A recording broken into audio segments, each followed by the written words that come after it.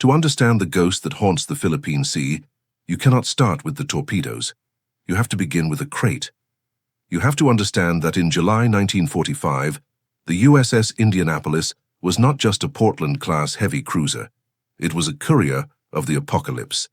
It was carrying a cargo so secret that not even the ship's captain, Captain McVay, was told what was inside.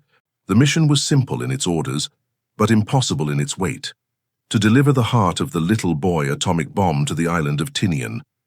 It was a race against time, a race against the Japanese Empire, and ultimately, a race toward a destiny that would leave nearly 900 men in the jaws of the abyss. The Indianapolis, or Indy as her crew called her, was a beautiful, lethal piece of naval architecture. Launched in 1931, she was nearly 200 meters of steel and fire, capable of 32 knots. She had survived 8 battle stars, survived a kamikaze hit at Okinawa, and had been the flagship of the Fifth Fleet. But by the summer of 1945, she was tired. Her hull was worn from years of salt and combat. Yet the Navy didn't give her a rest. They gave her a box. On July 16th, at Hunter's Point in San Francisco, 2 large crates were crane-lifted onto the deck under the guard of elite Marines, with orders to shoot anyone who approached without authorization. The crew watched in silence. They whispered about gold, about secret documents, or even about a new type of biological weapon. They had no idea they were looking at the uranium-235 projectile and the internal components of the weapon that would change human history forever. Captain McVay was told only one thing: if the ship began to sink, the cargo was to be put into a life raft first. The men were secondary. This was the priority of the Manhattan Project. The mission was so urgent that the Indianapolis set a world speed record, traveling from San Francisco to Pearl Harbor in just 74.5 hours. As the Indy sliced through the Pacific toward Tinian, the atmosphere on board was electric but uneasy. The Pacific was supposed to be a clean ocean by then. The Japanese surface fleet was shattered, their carriers at the bottom of the sea. But the underwater war was far from over. Beneath the surface, the Chiton, suicide torpedoes, and the I-class submarines were still hunting. McVay requested an escort. He was a veteran, a man who knew that a lone cruiser without sonar was a sitting duck for a modern submarine. But the request was denied. He was told the route was safe. It was a lie of bureaucracy and negligence that would cost hundreds of lives. On July 26, the Indianapolis arrived at Tinian. The crates were unloaded in total secrecy. The crew breathed a sigh of relief, thinking their dangerous work was done. They were ordered to proceed to Guam and then to Leyte in the Philippines to join the preparations for the invasion of Japan. It was supposed to be a routine transit. The ship was in its relaxed state. Many of the sailors were sleeping on deck because of the stifling heat of the tropical night. The vents were open. The watertight doors were unsecured to allow airflow. But as the Indy crossed the Pedi route on July 30th, she was being watched. Lieutenant Commander Mochitsura Hashimoto, captain of the Japanese submarine I-58, was peering through a periscope. He saw the silhouette of a large ship, unescorted, zigzagging only occasionally. To Hashimoto, it wasn't a ship. It was a target of opportunity. He didn't know the Indy had just delivered the bomb that would destroy Hiroshima. He only saw a chance to strike a final blow for his dying empire. He ordered the launch of 6 Type 95 torpedoes. At 12:14 a.m., the first torpedo struck. It didn't just hit the ship, it ignited the fuel oil tank. A massive pillar of fire erupted, taller than the mast. Moments later, a second torpedo slammed into the bow, near the powder magazine. The explosion was so violent that it blew 65 feet of the bow clean off. The Indianapolis didn't just tilt, she began to disintegrate. Inside the hull, the world turned into a furnace. Men were burned alive in their bunks. The power went out instantly. The communications room was a twisted mess of copper and smoke. No SOS was ever successfully sent. Captain McVay, thrown from his cabin, stood on the bridge as the ship listed 15 degrees to starboard. He looked at his executive officer and realized there was no hope. "Abandon ship," he whispered. But for many, there was nowhere to go. The Indy was sinking so fast that she was pulling men under. In just 12 minutes, The pride of the Fifth Fleet vanished into the black water of the Philippine Sea. 1,200 men went into the ocean. 300 died in the initial blast. 900 were left bobbing in the dark, covered in thick, choking fuel oil, waiting for a sunrise they believed would bring rescue. They had no idea that the Navy didn't even know they were missing. When the sun began to rise over the Philippine Sea on the morning of July 30th, it didn't bring hope. It brought the first glimpse of a nightmare. As the blackness of the night retreated, the survivors realized the true scale of the disaster. 900 men were scattered across miles of ocean, bobbing in the swells like debris. Some were lucky enough to be in rafts, but most were clinging to kapok life jackets that were only designed to float for 48 hours. The water was covered in a thick, slick layer of black fuel oil that burned the men's eyes and made their skin blister under the intensifying tropical heat. But as the light penetrated the depths, the men saw something moving beneath them. Long, slender shadows were gliding through the crystal-clear blue water. They were oceanic whitetips and tiger sharks, the apex scavengers of the deep. At first, the sharks stayed at a distance, circling the perimeter of the groups. They were attracted by the vibrations of the sinking ship and the thrashing of men in the water. But as the scent of blood from the hundreds of wounded sailors began to drift through the currents, the behavior of the predators changed. They moved closer. The first attacks were silent. A man would scream, jerk violently, and then vanish beneath the surface, leaving only a cloud of crimson in the water. The sharks weren't just biting, they were feeding. The sailors quickly learned that they had to stay in tight circles, putting the wounded in the center and kicking outward to discourage the predators. But the circles were hard to maintain. Men were exhausted, hallucinating from the salt water they had accidentally swallowed, and terrified. Every time a man drifted away from the group, he became a target. By noon, the heat became the new enemy. The temperature of the Philippine Sea was nearly 30 degrees Celsius, but under the direct glare of the sun without shade, the men began to bake. Their tongues swelled, their lips cracked and bled. The thirst was an agony that surpassed the fear of the sharks.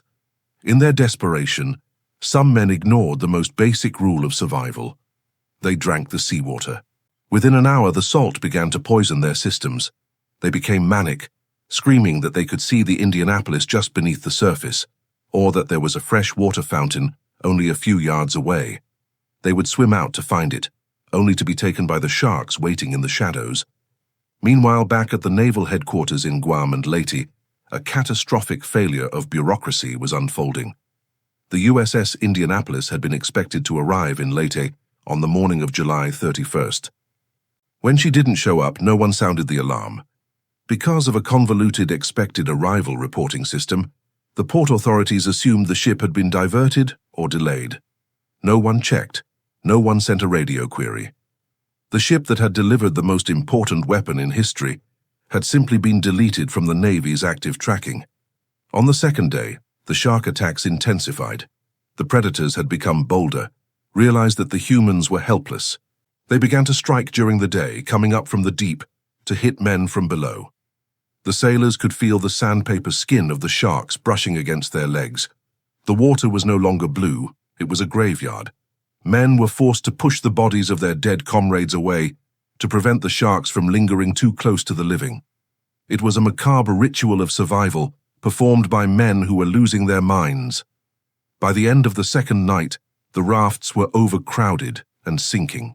The kapok jackets were losing their buoyancy, waterlogging the cotton inside and pulling the men's heads lower and lower toward the waves.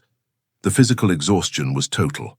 Men fell asleep while floating, only to wake up as they were being dragged under by a shark, or as they inhaled a mouthful of salt water. The group was shrinking. The 900 were now fewer than 600, and the third day, the most brutal day of all, was about to begin. The men in the water were no longer sailors, they were prey. And as they watched the sun rise for the third time, many of them prayed for death to come quickly, before the Finns returned. They had been abandoned by their country, forgotten by their command, and were being eaten alive by the ocean. The third day in the water, August 1st, 1945, was when the fabric of reality began to tear. The physical torment of dehydration, sunburn, and exposure was now compounded by total psychological collapse. The freshwater rations in the few remaining rafts had run out. The men who had been unlucky enough to drink seawater were now raving maniacs, convinced of phantom ships, imaginary islands, or grotesque conspiracies. These hallucinations spread like a contagion, infecting the lucid and the delirious alike. One of the most common delusions was the belief that there was a freshwater faucet just beneath the surface of the ocean, or that there were food stores attached to their life jackets. Men would frantically search for these non-existent provisions, their eyes wide with a desperate animal hunger.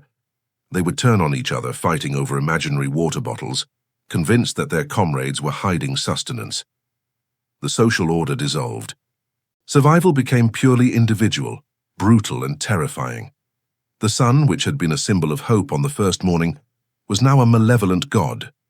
It baked their exposed skin, turning it into blistered, peeling flesh.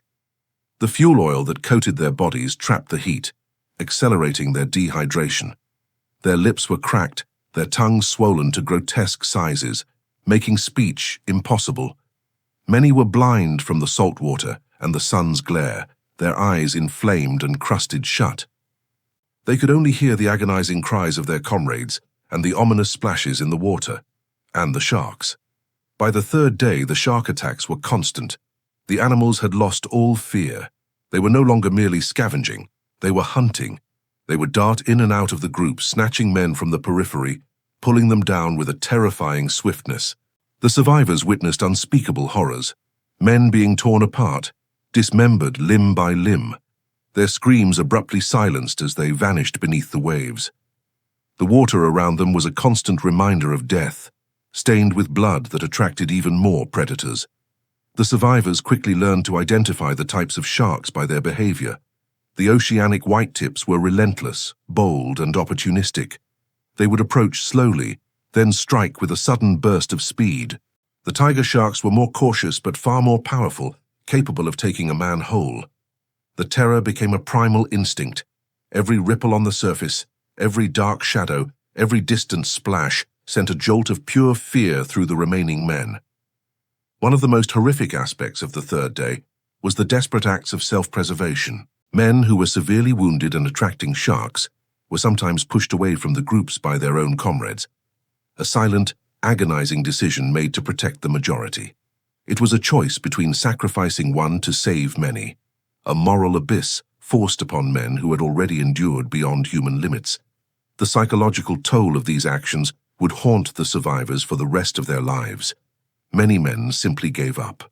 They would push their life jackets off, or simply let their heads fall forward into the water, choosing a quick, peaceful death by drowning over the prolonged agony of dehydration and the terror of the sharks.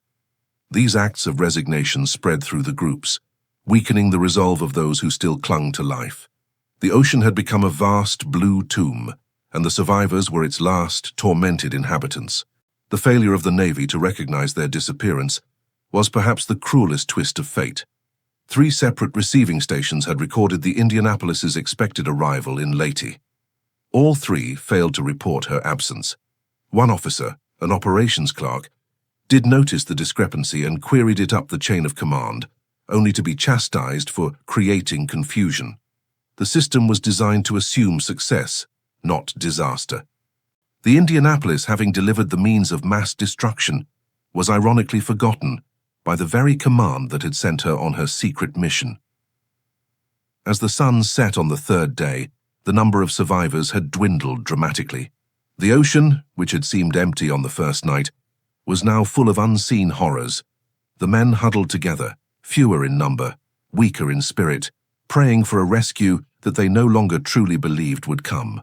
They were fighting not just for their lives, but for their sanity, in a battle against nature, against their own bodies, and against the crushing weight of utter abandonment. On the morning of Thursday, August 2nd, the 4th day, salvation arrived not by design, but by pure dumb luck. Lieutenant Chuck Gwynn was piloting a PV-1 Ventura, a twin-engine patrol bomber, on a routine anti-submarine sweep originating from Peleliu. His mission was monotonous: fly a designated grid, watch the radar, and look for the telltale periscope feather of a Japanese submarine. Around 11 a.m., while flying at 3,000 feet, Gwyn's aerial gunner noticed something unusual on the ocean's surface. It was a massive oil slick, stretching for miles, shimmering with iridescent colors under the tropical sun. Gwyn immediately assumed he had found a Japanese submarine that had just submerged, venting fuel tanks in the process. This was a combat opportunity. He put the heavy bomber into a steep dive, preparing to drop his depth charges on the target. As he descended through 1,000 feet, he opened his bomb bay doors. But as the plane roared closer to the water, the texture of the oil slick changed. He saw black dots, hundreds of them. They were bobbing irregularly. At 300 feet, the horrific realization hit him. They weren't debris. They were human heads. Gwyn pulled up violently, aborting the attack run. He circled back, flying low and slow, his crew pressing their faces against the plexiglass windows in disbelief. Below them was a seascape of utter devastation. Men were waving feebly. Others were motionless, floating face down in their life jackets. Gwyn saw the fins cutting through the water between the groups. He saw the thrashing. Gwyn immediately broke radio silence, sending an urgent message that would finally shatter the Navy's complacency. Sighted many men in the water. Position 1130 north, 133.30 east. The message was received at Peleliu, but it was met with confusion. There were no reports of any ships sinking in that area. The bureaucracy was so entrenched in its own paperwork that it initially doubted the pilot's report. They asked for confirmation. Gwyn, furious and running low on fuel, stayed on station, dropping life rafts and sonar buoys to mark the position, broadcasting a homing signal for other aircraft. The first significant help to arrive was a PBY Catalina amphibious flying boat, piloted by Lieutenant Adrian Marks. By the time Marks arrived over the scene in the late afternoon, the situation below had deteriorated further. From the air, Marks could see the sharks actively feeding on the stragglers. He saw men being pulled under right before his eyes. He realized that dropping life rafts was not enough. The men were too weak to climb into them, and the sharks were too aggressive. Marks made a decision that defied all naval regulations and common sense. The sea state was rough with 12-foot swells. The PBY was a clumsy, fragile aircraft not designed for open ocean landings in such conditions. Landing would likely destroy the plane and kill his crew, but Marks looked down at the carnage and decided he had no choice. He radioed his base. "I'm landing to pick up survivors." He didn't wait for permission. He brought the large flying boat down in a power stall, trying to match the rhythm of the waves. The impact was brutal. Rivets popped along the hull, seams split open, and water began to spray inside the fuselage, but the plane held together. Marks taxied the aircraft toward the nearest group of swimmers, his crew throwing lines to men who were barely conscious. The first survivors pulled on board were gruesome specters. They were coated in black oil, their skin burned off, their bodies emaciated, many delirious with thirst. The rescue turned into a frantic race against twilight. The PBY was soon filled to capacity, its interior crammed with over 50 survivors. Yet, there were hundreds more in the water. Marks refused to stop. He ordered his crew to start tying men to the top of the wings using parachute cord. The plane was now hopelessly overloaded, sinking lower into the water, a sitting duck should a Japanese submarine appear.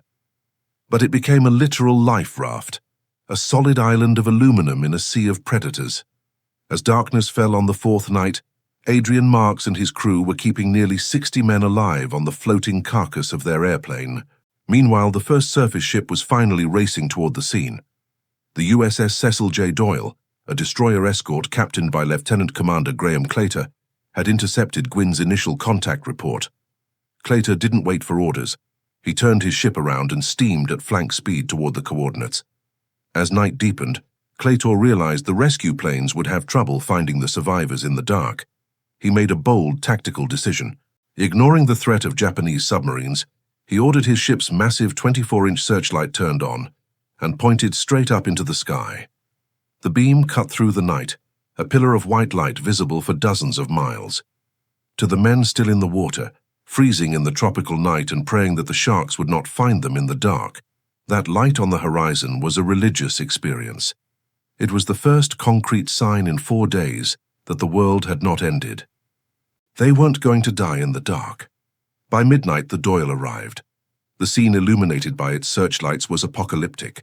The sea was thick with oil, debris, bodies, and the few remaining living souls. The crew of the Doyle, hardened sailors, wept openly as they pulled the survivors from the water. The men they rescued were husk-like creatures, their eyes sunken, their bodies trembling uncontrollably. The ordeal in the water was ending, but the trauma was only just beginning. For 900 men, the rescue came too late. For the 316 who were pulled from the water, they now had to survive the peace. The rescue operation that continued into the morning of August 3rd was a logistical nightmare conducted in a sea of oil and death. The USS Cecil J. Doyle was soon joined by other vessels, including the high-speed transports USS Register and USS Bassett. The ocean was now crowded with ships, but for the survivors in the water, the transition from hell to safety was traumatic. Many men were so slippery with oil that the rescuers couldn't get a grip on them. They had to be hauled up in nets like catch. Others were so mentally shattered that they fought their rescuers, convinced that the ships were Japanese or that they were being taken to a torture chamber.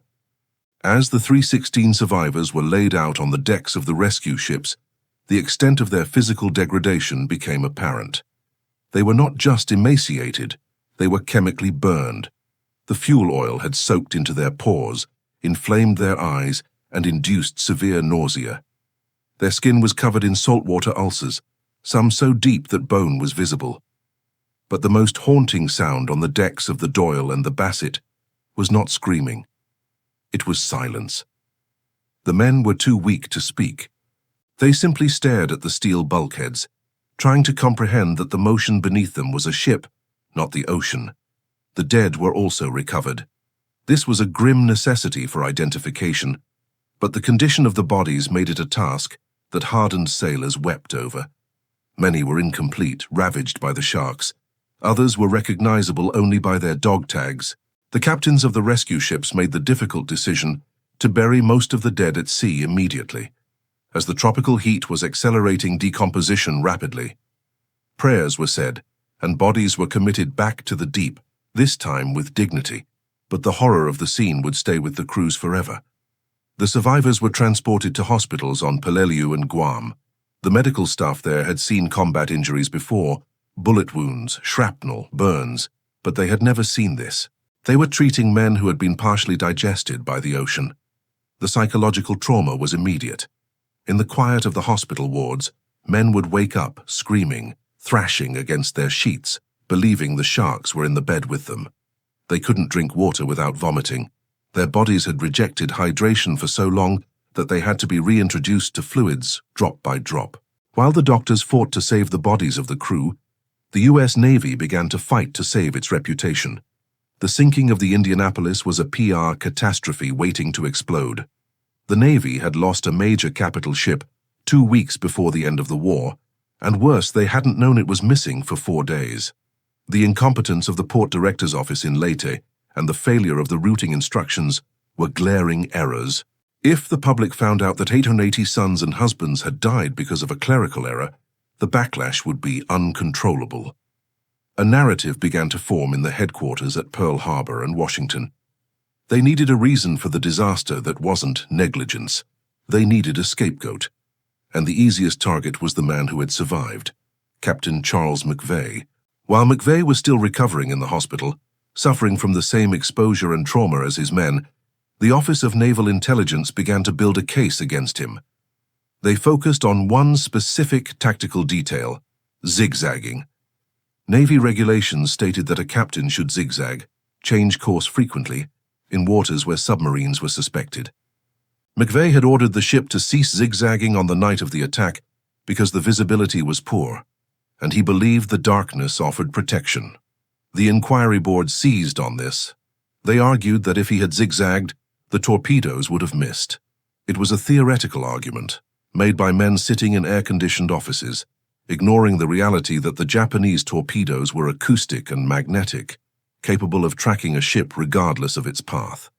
The timing of the news release was calculated with cynical precision. On August 6th, the bomb that the Indianapolis had delivered was dropped on Hiroshima.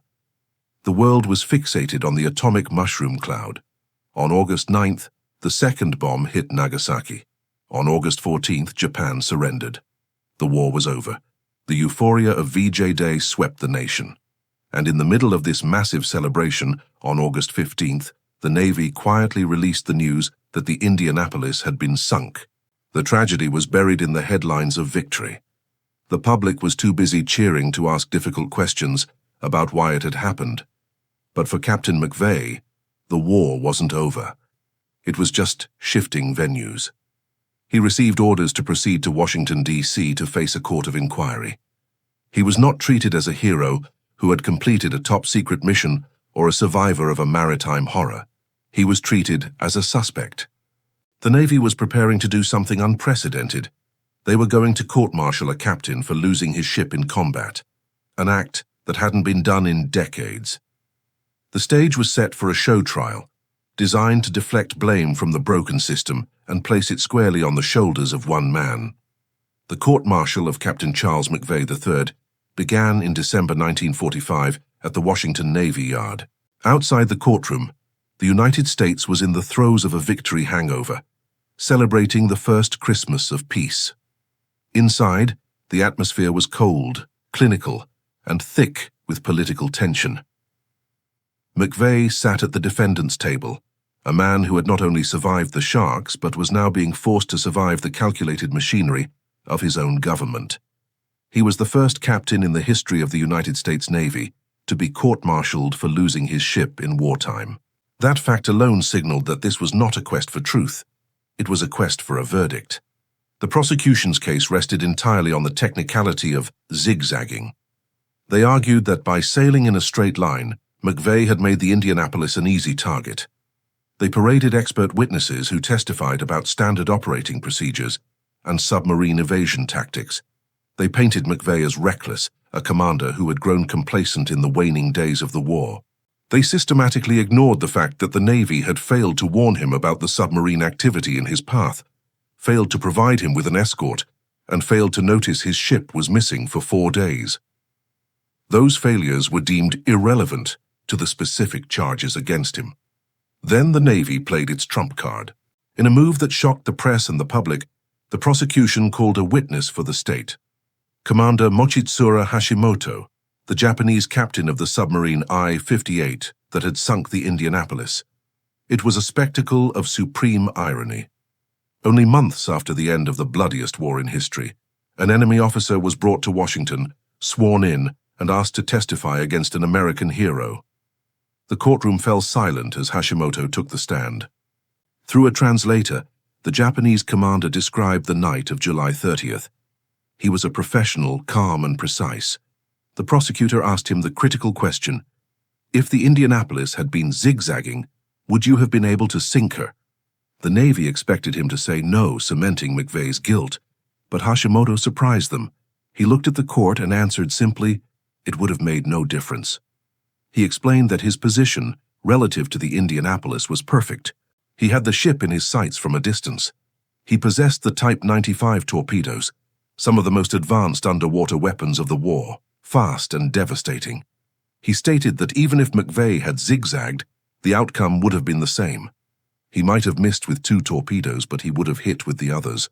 Or, he added chillingly, he would have used the chiton, the manned suicide torpedoes strapped to his deck, to steer directly into the hull. In the eyes of the hunter, the prey was doomed regardless of its movement. This testimony should have exonerated McVay.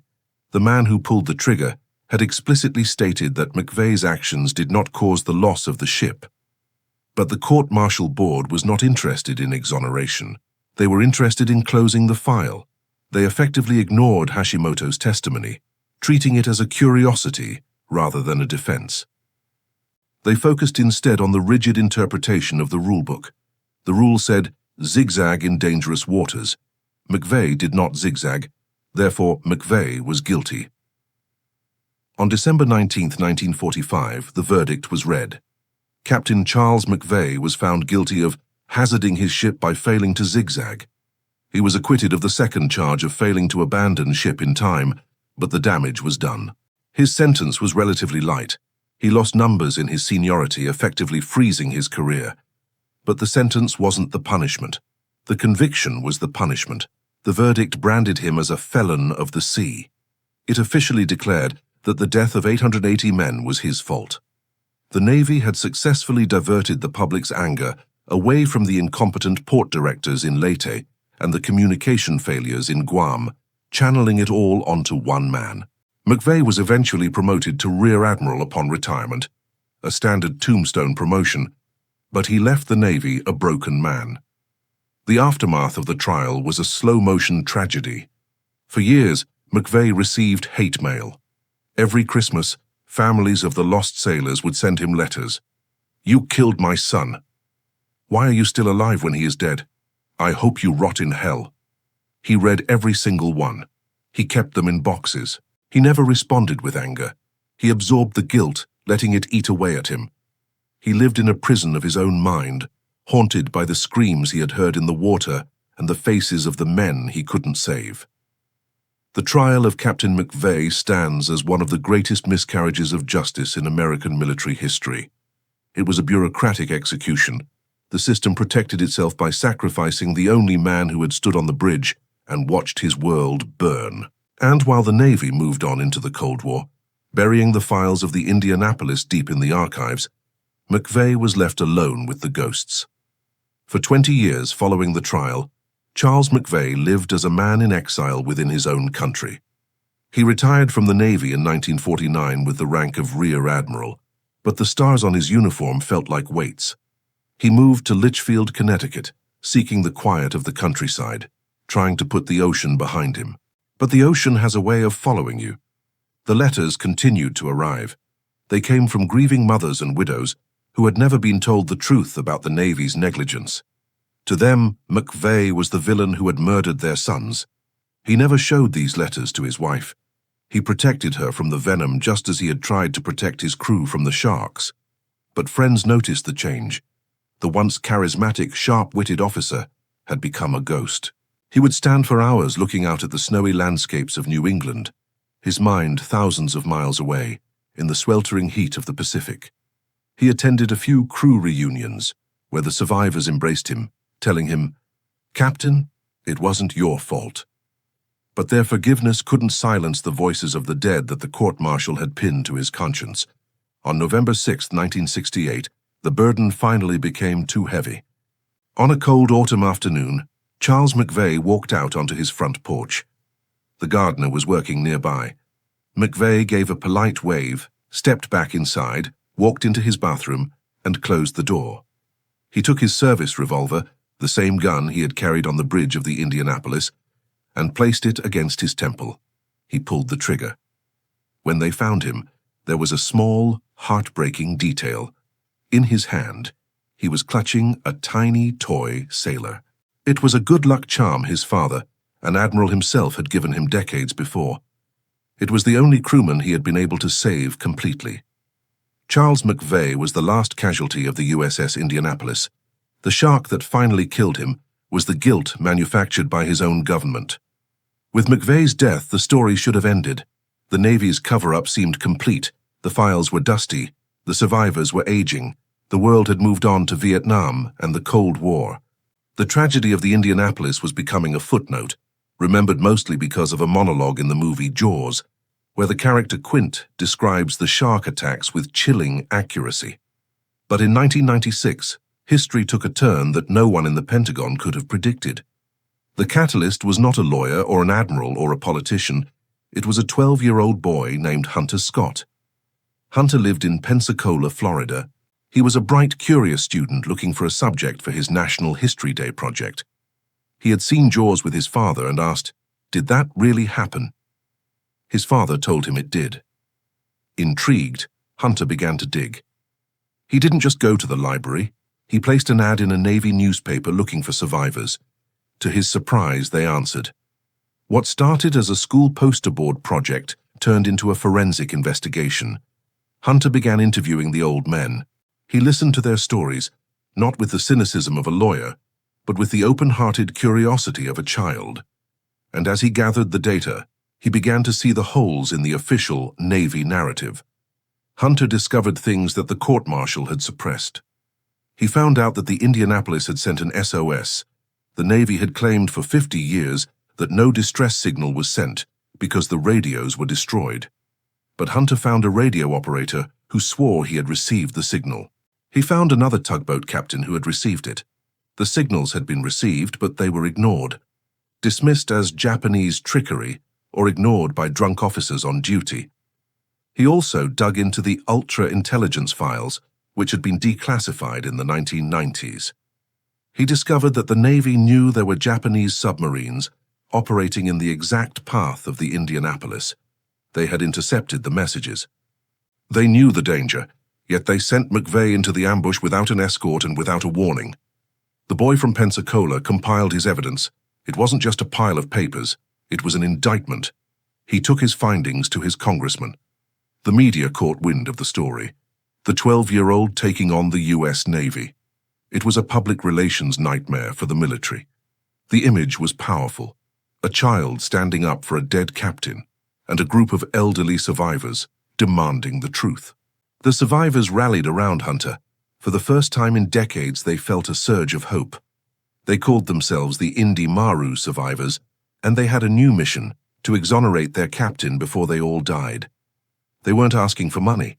They weren't asking for medals. They were asking for their captain's honor back. The Navy resisted. They refused to reopen the court-martial, citing legal precedents. They argued that history was written and couldn't be erased.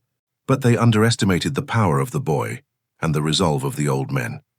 The fight moved from the classroom to the halls of Congress, setting the stage for a final showdown between the rigid traditions of the Admiralty and the simple, undeniable weight of the truth. The culmination of Hunter Scott's crusade arrived in the late 1990s, not in a courtroom, but on the floor of the United States Congress.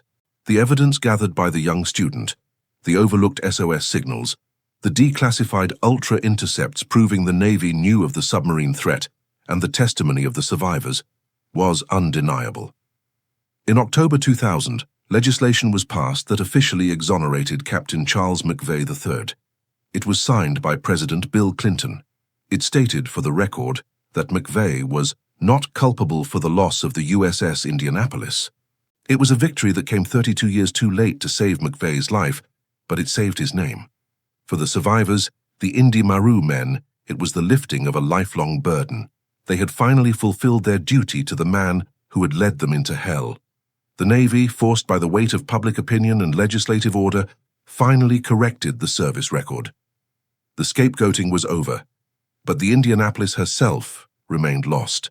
For 72 years, the ship lay hidden in the abyssal plain of the Philippine Sea, one of the deepest and most inaccessible areas of the ocean. Many expeditions had tried to find her and failed. The water depth, over 18,000 feet or 5,500 meters, made the Titanic look shallow by comparison. The pressure at that depth is crushing, and the terrain is a mountainous underwater wilderness. In 2017, a team led by Microsoft co-founder Paul Allen aboard the research vessel Petrel launched a new high-tech mission. They used autonomous underwater vehicles, AUVs, equipped with advanced sonar. On August 19, 2017, a drone gliding through the eternal darkness of the deep Pacific picked up a return. As the cameras moved closer, a shape emerged from the gloom. It was a spare parts box, and then the camera panned over a distinct anchor well, and finally, the number painted on the gray steel, preserved perfectly by the lack of oxygen and light. 35. The USS Indianapolis had been found. The images sent back to the surface were hauntingly clear. The ship was sitting upright. The hull was broken, testifying to the violence of the explosion that had torn the bow off. The guns were still pointing skyward, frozen in their last moment of defense. But unlike other shipwrecks that looked like rusted junk, the Indianapolis looked dignified. The lack of marine growth at that extreme depth meant the paint was still visible. You could still see the rivets. It looked less like a wreck and more like a monument, placed intentionally in the dark. For the few remaining survivors, seeing the images was a moment of profound closure. They could finally point to a spot on the map and say, "That is where my friends are." The discovery transformed the site from a mystery into a war grave, protected by international law.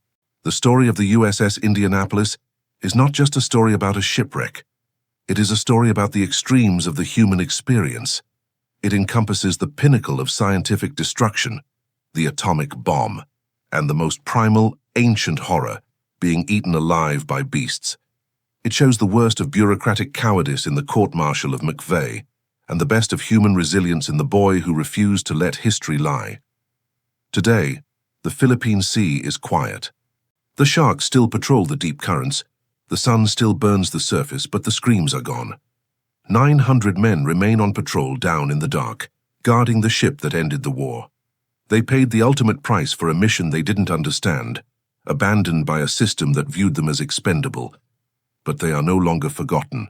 The Devil's mission is complete, the ship is at rest, and finally, so is her captain.